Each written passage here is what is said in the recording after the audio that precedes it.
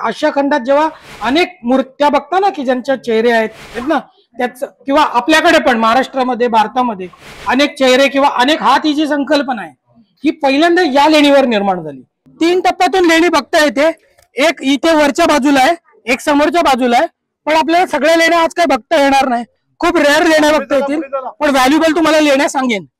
ज्ञानाच्या प्रवाहामध्ये डुंबण्यापेक्षा पाण्याच्या प्रवाहात डुंबायला लोक जास्त येतात. आणि सर आणि आम्ही लोक हे करू नका. आणि इथे खूप सगळ्या गोष्टी इथे वाह्यातपणा केलं होतं ते सांभाळण्यासाठी आपण बोलत असतो की ही मूर्ती उचलली जात होती आणि उचलून तिचं वाजत गाजत मिरवणूक काढली जात होती आणि मिरवणूक काढून ती एका विशिष्ट जागेवर नेली जात होती.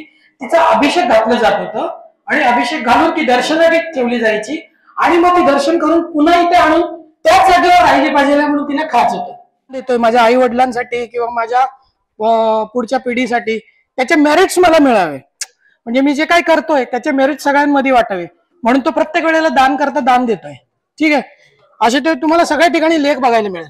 हा एवढंच होतं पण अपूर्ण आहे, कधीच पूर्ण नाही आलं ते.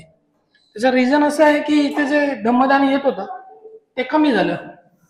हे कानेरीवरचं मी लास्ट टाइम फक्त बुद्धम जाधव यांच्या युट्यूब साठी बोललो होतो. हा हे रंगवलेलं होतं सगळं.